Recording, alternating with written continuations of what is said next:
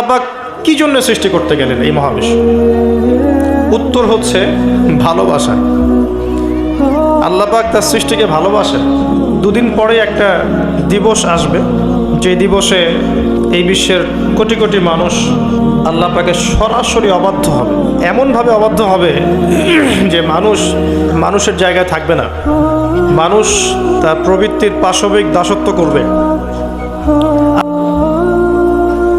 আল্লাহ রাব্বুল আলামিন তার মাখলুকদেরকে ভালোবাসেন এবং তিনি চেয়েছেন যেন আমরাও তাকে ভালোবাসি। আল্লাহ রাব্বুল আলামিন চেয়েছেন যে আমরাও যেন তাকে ভালোবাসি। আল্লাহ রাব্বুল আলামিন এর কাছে 100 ভাগ রহমত বা ভালোবাসা এবং দয়া আছে, যার মধ্যে মাত্র এক ভাগ তিনি পুরো মহাবিশ্বে ছড়িয়ে দিয়েছেন। সমস্ত সৃষ্টির মধ্যে এই এক ভাগ ভালোবাসা বিরাজ করছে। এই এক ভাগের মধ্যে আছে বাবা মায়ের প্রতি ভালোবাসা, স্ত্রী সন্তানের প্রতি ভালোবাসা, আমাদের বাচ্চা কাচ্চাদের প্রতি ভালোবাসা, আত্মীয়তার হক, প্রতিবেশীর হক, দেশকে ভালোবাসা, আবেগ অনুভূতি সব এই এক ভাগের মধ্যে আছে। এই পুরো মহাবিশ্বে যত মহব্বত আছে এটা 1% মাত্র। আর এই এক ভাগ ভালোবাসার জন্য আমরা কি করছি সেটা আমরাই বুঝতে পারছি। আর বাকি যে 99 ভাগ রহমত, দয়া, ভালোবাসা, এটার কথা আল্লাহ পাক বলেছেন, এটা দিয়ে আল্লাহ পাক কিয়ামতের দিন তার বান্দাদের প্রতি রহম করবেন ইনশাআল্লাহ। আশা করা যায় যে ইনশাআল্লাহ আমরা যদি তাওহীদের উপর থাকি, কবিরা গুনাহ না করি, গুনাহ হয়ে গেলেই তওবা করে ফিরে আসি, অন্যের ক্ষতি না করি, সুন্নতে থাকার চেষ্টা করি, হালাল খাই, আশা করা যায় ইনশাআল্লাহ আমরা জান্নাতে যাব ইনশাআল্লাহ। এটা এত কঠিন কিছু হবে না ইনশাআল্লাহ তাআলা। শর্ত হচ্ছে তাওহীদ, আল্লাহ পাকের একত্ববাদ, হালাল রিজিক, তার নবীর সুন্নত এবং দ্বীনটাকে পরিপূর্ণরূপে গ্রহণ করা।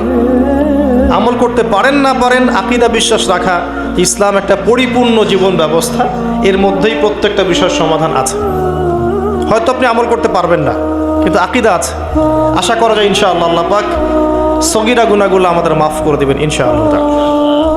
99 ভাগ রহমত। কয়েকটা এক্সাম্পল দিচ্ছি আমি। একজন ব্যক্তি ছিলেন বনু ইসরাইলের মধ্যে, সেই ব্যক্তি 99টা খুন করেছিল, 99টা মার্ডার করার পরে সে চিন্তা করেছে তওবা করবে। তার তওবা আছে কি না এটা জিজ্ঞেস করার জন্যে তিনি অনেক মানুষের কাছে ঘুরেছেন। তাকে সবাই নেগেটিভ উত্তর দিয়েছে। এক পর্যায়ে গিয়ে সে একজন আবেদকে জিজ্ঞাসা করেছে, আবেদকে যে বেশি বেশি ইবাদত করে। আবেদ কিন্তু সেই ব্যক্তি নয় যে আলেম, কথা বুঝতে পারছেন? আলেম তার কাছে জ্ঞান থাকে এবং জ্ঞান অনুযায়ী সে আমল করে, আর আবেদের কাছে খুব একটা বেশি জ্ঞান থাকে না, কিন্তু সে ইবাদত করে। এই আবেদকে সে জিজ্ঞাসা করেছিল, আমার কি তওবা হবে?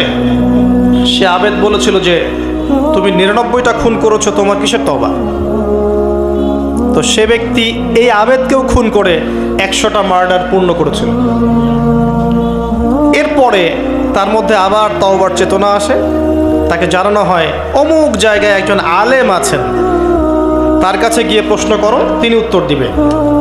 সে আলেম তাকে জানালো যে হ্যাঁ, তোমার তওবা করার সুযোগ আছে, তুমি খালেস অন্তরে আল্লাহর কাছে তওবা করতে পারো, আল্লাহ চাইলে তোমাকে মাফ করতে পারে। এবার সে তওবা করলো, করার পরে কি করতে হবে পরামর্শ চাইলো। আলেম তাকে বলল, তুমি এই এলাকা থেকে চলে যাও, অনেক দূরে হিজরত করো, যেখানে যাতে করে আগের হিস্ট্রির সাথে তোমার কোনো সম্পর্ক না থাকে, আগের জীবনের সাথে তোমার সম্পর্ক না থাকে, নতুন জীবন গঠন করো। সে যেতে যেতে রাস্তায় মারা গেল এবং আল্লাহ রাব্বুল আলামিন জান্নাতের ফেরেশতা এবং আযাবের ফেরেশতা দুজনকেই পাঠালেন। এই দুজন ফেরেশতা তারা তার আত্মাকে নিয়ে ঝগড়ায় লিপ্ত হলো, কে তার রূহটা কবজ করবে, কে তার রূহটা নিয়ে যাবে। আর আপনারা জানেন, যদি রূহটা নিয়ে যায় আযাবের ফেরেশতা, তার মানে কি? তার ফয়সালা কি? জাহান্নাম। জান্নাতের ফেরেশতা নিয়ে গেলে ফয়সালা জান্নাত ইনশাআল্লাহ। তো আল্লাহ রাব্বুল আলামিন এখানে একটা কৌশল করলেন। আল্লাহ পাক রাস্তাটাকে লম্বা করে দিলেন। সে তওবার জন্য যতটুকু এসেছিল এই রাস্তাটাকে আল্লাহ পাক লম্বা করে দিলেন ওই রাস্তার চেয়ে যে রাস্তা থেকে সে যাচ্ছিল। আল্লাহ পাক কৌশল করে তাকে মাফ করে দিলেন। আল্লাহ পাক ফেরেশতাদেরকে বললেন, রাস্তাটা পরিমাপ করে দেখো, কোন রাস্তার পরিমাপটা বেশি, সে যেখানে যাচ্ছিল সেটা না তওবার রাস্তা? তো তওবার রাস্তার লম্বা বেশি দেখালো, এতে করে আল্লাহ পাক তাকে মাফ করে দিলেন। আলহামদুলিল্লাহ, আল্লাহ পাকের দয়া। একজন মহিলা ব্যভিচারিণী, ব্যভিচার বোঝেন তো?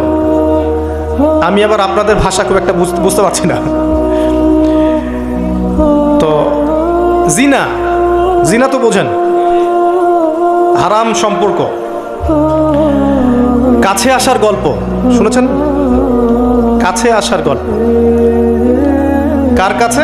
একজন গায়রে মাহরাম পুরুষ একজন গায়রে মাহরাম মেয়ের কাছে যাবে, এই হলো গল্প।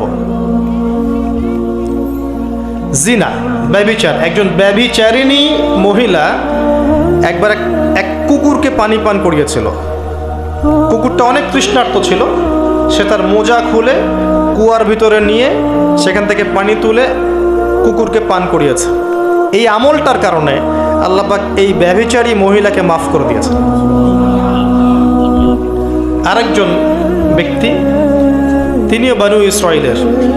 বানু ইসরাইল কারা ছিলেন তো? কারা? রোহিঙ্গারা? কারা? বানু ইসরাইল কারা? কার সন্তানদেরকে বানু ইসরাইল বলা হয় বলেন? শুধু ওয়াজ শুনলে হবে না তো, কিছু শিখতে হবে তো। ইব্রাহিম আলাইহিস সালামের দুই ছেলে, কয় ছেলে? একজনের নাম হচ্ছে ইসমাঈল আলাইহিস সালাম, একজনের নাম হচ্ছে ইয়াকুব আলাইহিস সালাম। সরি, ইসহাক আলাইহিস সালাম। ঠিক বলেছেন, মাঝে মাঝে এভাবে বলতে হয় যাতে আপনি সঠিক বলছেন না ভুল বলছেন বোঝা যায়। একজনের নাম কি? ইসমাঈল, আরেকজনের নাম ইসহাক। ইসহাক আলাইহিস সালামের ছেলের নাম হচ্ছে ইয়াকুব আলাইহিস সালাম। কথা বুঝতে পারছেন? আর ইয়াকুব আলাইহিস সালামের বংশধরদেরকে বলা হয় বানু ইসরাইল। এবার মনে থাকবে ইনশাআল্লাহ। তো এই বানু ইসরাইলদের মধ্যেই বেশিরভাগ নবী এসেছেন। ইউসুফ, দাউদ, সুলাইমান, মুসা, ঈসা সব বানু ইসরাইলের মধ্যেই। শত শত নবী সব বানু ইসরাইলের মধ্যেই। আর ইসমাঈল আলাইহিস সালামের বংশে এসেছেন সর্বশেষ একজন নবী, তার নাম মুহাম্মদুর রাসূলুল্লাহ সাল্লাল্লাহু আলাইহি ওয়াসাল্লাম।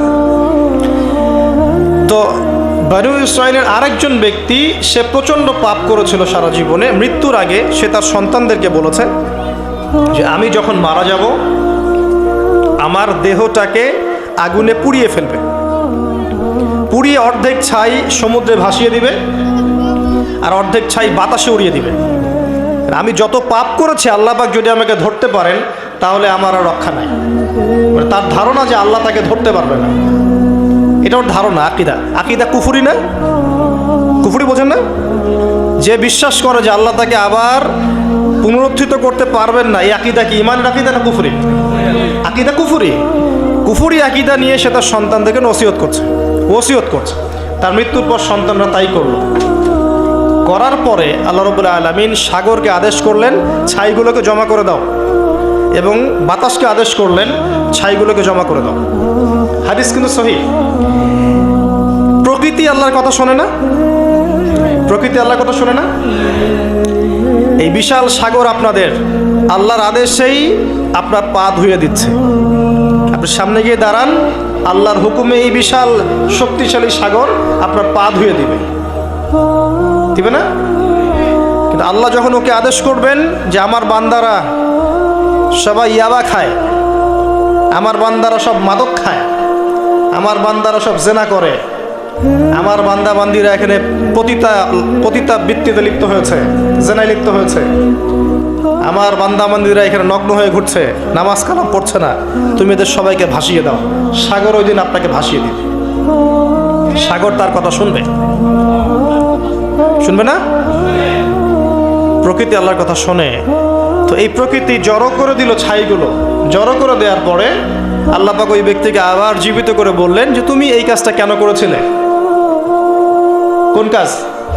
মৃত্যুর পরে ছাই বানিয়ে উড়িয়ে দেওয়ার কাজটা কেন করেছিলে? তখন সেই ব্যক্তি বলছে, মিন খাশিয়াতিকা ইয়া রাব্বি, হে আল্লাহ, আমি আপনার ভয়ে এই কাজটা করেছিলাম। আল্লাহ পাককে সে আরো একটা সেন্টেন্স বলেছে। আল্লাহ পাক ওটা হাদিসের মধ্যে নিয়ে এসেছেন। তিনি বলেছেন, আমি আপনার ভয়ে করেছি কি করি নাই, হে আল্লাহ, আপনি তো সেটা ভালো করেই জানেন। কথা বুঝতে পারছেন? তো আল্লাহ পাক বললেন, ঠিক আছে, আমি তোমাকে মাফ করে দিলাম। এখানে কিন্তু পাপ করার অ্যাক্সেস দেওয়া হচ্ছে না, আপনাকে পাপ করতে উৎসাহিত করা হচ্ছে না। আল্লাহ পাকের দয়া রহমত আমি বুঝাতে গিয়ে এই কয়েকটা হাদিস আপনাকে বললাম যে 100 ভাগ দয়া আল্লাহর কাছে আছে, 1 ভাগ তিনি ছড়িয়ে দিয়েছেন আমাদের সবার মধ্যে। কত মহব্বত করি আমরা আমাদের সন্তানকে, তাই না? স্ত্রীদেরকে, আমাদের মাদেরকে, আমাদের বাবাদেরকে, আমাদের দেশকে, আমাদের সমাজকে, আত্মীয়দেরকে, প্রতিবেশীদেরকে মহব্বত করি না, ভালোবাসি না? এই ভালোবাসা 1 ভাগ ভালোবাসার অংশ।